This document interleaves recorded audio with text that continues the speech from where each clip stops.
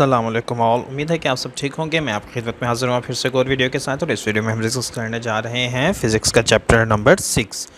तो last video में हम लोगों ने चैप्टर 5 कवर किया था, तो आज 6 की बारी है। और हर चैप्टर में एक जैसे MCQ ऐसा आ रहा है जिसका सोल्यूशन या तो मुझे पता ही नहीं होता, या ऑप्शंस का मसला होता है, या फिर उसमें कोई इनसफिशिएंट डाटा होता है। तो देखते हैं इस चैप्टर में आता है कि नहीं कुछ ऐसा।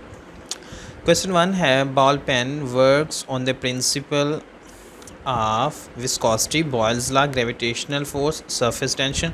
तो इसका आंसर है सरफेस टेंशन। जो बॉल पेन है वो सरफेस टेंशन के प्रिंसिपल पे वर्क करती है। एक्सप्लेनेशन में जाने की इसकी ज़रूरत नहीं है, एटलीस्ट इस लेवल पे। If temperature rises then coefficient of viscosity of liquid. मैंने ये रिलेशन अपने चैप्टर में डिस्कस किए हुए हैं, जो मैंने लेक्चर दिया था। तो जब टेम्परेचर बढ़ता है विस्कोसिटी कम होती जाती है। इन्वर्स रिलेशन है टेम्परेचर का विस्कोसिटी के साथ। बाकी डिटेल जो है, थोड़ी सी डिस्कशन जो है हमने वो वहाँ चैप्टर में की हुई है, तो वहाँ पे देख लीजिएगा। उसके बाद है question number 3, the maximum value of drag force on an object is 9.8 Newton. Maximum drag force उसने दे दी है, कहता है उसकी मैस की वैल्यू क्या होगी। तो जब मैस 1 किलोग्राम होगा तब ही 9.8 होना पॉसिबल है, क्योंकि 9.8 जो है यहाँ पे जी की वैल्यू है। जब वो 1 से मल्टीप्लाई करेगी तो 9.8 न्यूटन हमारे पास बन जाएगा। तो इसलिए मैस अगर 1 किलोग्राम हो तब ही पॉसिबल है कि मैक्सिमम ड्रैग फोर्स 9.8 न्यूटन होंगी। When a body moves in a fluid with its maximum velocity, then its velocity is called terminal velocity, escape velocity। हम लोगों ने पहले देखी हुई है। इनिशियल और फाइनल वेलोसिटी का हमें वैसे ही पता है, हम लोगों ने चैप्टर 3 में डिस्कस की हुई है ये दोनों। एस्केप वेलोसिटी चैप्टर 4 में डिस्कस की हुई है। इस चैप्टर में है टर्मिनल वेलोसिटी, तो डेफिनेटली माइंड सीधा जाएगा टर्मिनल वेलोसिटी ऑप्शन हो सकता है। The flight of aerospace plane is due to dash on the upper side of wings. कि क्या होता है अपर साइड पे, वेलोसिटी इंक्रीज़ हो रही होती है और प्रेशर डिक्रीज़ हो रहा होता है अपर विंग्स पे। तो ऑप्शन सी करेक्ट है यहाँ पे। उसके बाद है, Bernoulli's equation is according to the dash law, Stokes law, Newton's law, Einstein equation और नन ऑफ दिस। हम चैप्टर पढ़ रहे हैं जो उसके हिसाब से देखें तो स्टोक्स लॉ का तो वहाँ पे जिक्र है, न्यूटन्स लॉ का जिक्र नहीं है, आइंस्टाइन लॉ का जिक्र नहीं है। लेकिन जो बर्नौलीज इक्वेशन है इन तीनों में से किसी पर डिपेंड नहीं करती। तो जो इसका ऑप्शन करेक्ट होगा वो नन ऑफ दीज होगा, क्योंकि बर्नौलीज जो इक्वेशन है वो डिपेंड करती है law of conservation of energy पे। बुक में लिखा हुआ है, आप लोग देखेंगे तो आपको पता चल जाएगा। Water is passing through organ pipe at the rate of 30 kilometre per hour and cross sectional area 0.001 metre cube. What is the exit speed of water. तो जैसे कि मैंने अभी बताया था कि कोई ना कोई ऐसा न्यूमेरिकल आ जाता है, तो इसका भी आंसर मेरे पास नहीं है। मैंने इसे सॉल्व करने की बहुत कोशिश की है, डिफरेंट मेथड डिफरेंट अप्रोचेस लगाई हुई हैं। अब एग्जिट स्पीड की यहाँ पे बात करें तो स्पीड है, स्पीड का वर्ड आ रहा है, और लेकिन पाइप से स्पीड का है, तो इससे यूनिट की भी थोड़ी सी क्लैरिटी नहीं हो पा रही। तो मैंने जितने भी रिलेशंस लग सकते थे स्पीड के, वॉल्यूम के, उस सारे लगा के देखे, या फ्लो रेट के, लेकिन मेरे पास इसका सोल्यूशन नहीं आया। तो हो सकता है करेक्ट ऑप्शन, यानी कि जो मेरे पास ठीक आ रहा हो और वो ऑप्शन मौजूद रहा हो। अगर एक क्वेश्चन की स्टेटमेंट बिल्कुल ठीक है, ऑप्शंस ठीक हैं, तो इसका मतलब है कि मुझसे ये हुआ नहीं है। तो ये आप लोग खुद ट्राई कीजिएगा और या अपने टीचर से करवाने की कोशिश कीजिएगा। उम्मीद है कि हो जाएगा, अदरवाइज़ क्वेश्चन के साथ ही कोई मसला है। जैसे कि हमारा हर चैप्टर में एक आधा ऐसा क्वेश्चन ज़रूर आ रहा है। Water runs through a pipe with variable cross-sectional areas. The pressure in narrow section of the pipe. Pressure जो है नैरो सेक्शन में लो होगा, क्योंकि नैरो सेक्शन में स्पीड ज़्यादा होगी। जब स्पीड जहाँ पे ज़्यादा होगी वहाँ पे प्रेशर लो होगा। इन्वर्स रिलेशन है स्पीड और प्रेशर का। Drag force in a sphere of radius R moving slowly with speed proportional to R and V. Drag force का फार्मूला अगर आप देखें तो आपको उससे अंदाज़ा हो जाएगा। लेकिन एक और चीज़ मैं बता दूं, वैसे मैंने अपने नोट्स में ये बताई हुई है, आपको वो देखना पड़ेगा।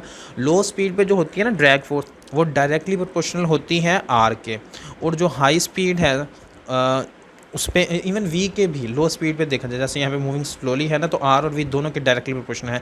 लेकिन हाई स्पीड के केस में वो आर स्केयर के डायरेक्टली प्रोपोर्शनल होते हैं। वैसे मैंने अपने नोट्स में जो चैप्टर डिस्कशन किया उसमें होगा, आप वहाँ पर काइंडली जाके देख लीजिएगा।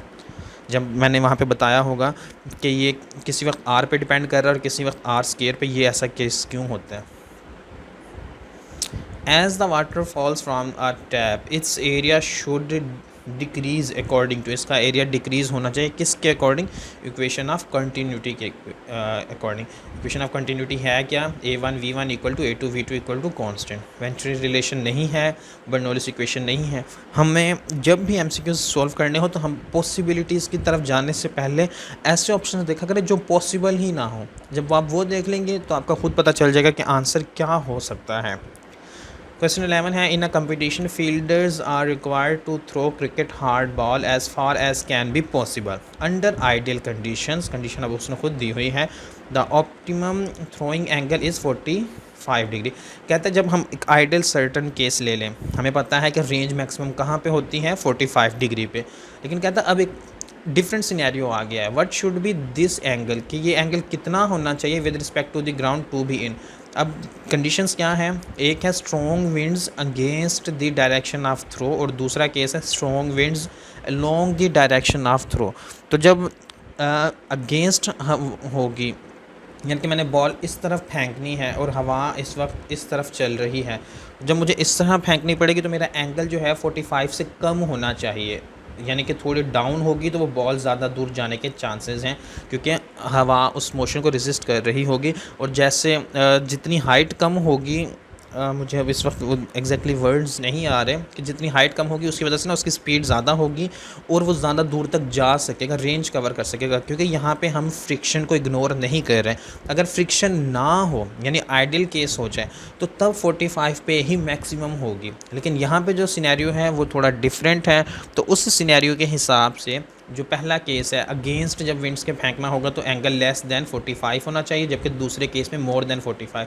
क्यों, क्योंकि जब अब हवा भी इसी साइड पे चल रही है, बॉल भी इसी साइड पे फेंकनी है, तो जब आप एंगल आपका जो है 45 से थोड़ा सा ज़्यादा होगा तो वो बॉल ज़्यादा दूर जा सकेगी।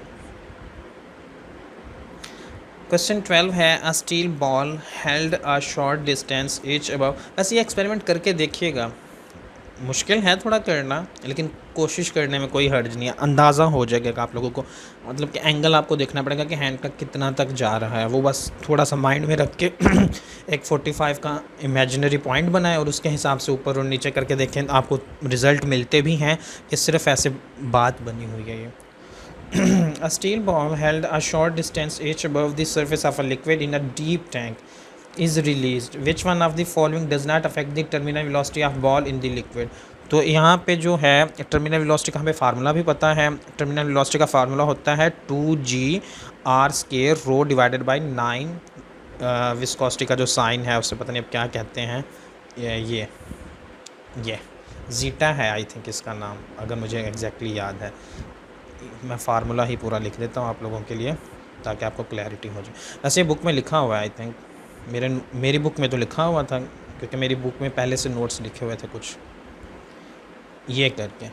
तो यहाँ से हमें पता चल रहा है डेंसिटी पे डिपेंड करती है, डी ऑप्शन पॉसिबल ही नहीं है। रेडियस है, रेडियस डायमीटर भी है, सी पे भी डिपेंड करती है तो पॉसिबल ही नहीं है। विस्कोसिटी है, विस्कोसिटी पे भी डिपेंड करती है। तो डिस्टेंस एच ऐसा है जिस पे डिपेंड, जो अफेक्ट नहीं करेगा उसकी टर्मिनल वेलोसिटी को। ये की है कि में चेंजेस वैसे हो सकती हैं, देख लीजिएगा अब आप लोग खुद ही। तो इसमें काफ़ी कम MCQs थे तो ये वीडियो भी शॉर्ट रही है, तो इसे कंक्लूड करते हैं। उम्मीद करता हूँ कि आपको ये वीडियो अच्छी लगी होगी। अगर ये वीडियो अच्छी लगी हो तो इस वीडियो को लाइक ज़रूर करें, और वो जो क्वेश्चन नंबर 7 जिसका सॉल्यूशन अभी तक मुझे नहीं मिला, अगर आपको कुछ मिलता है तो मेरे साथ भी ज़रूर शेयर करें।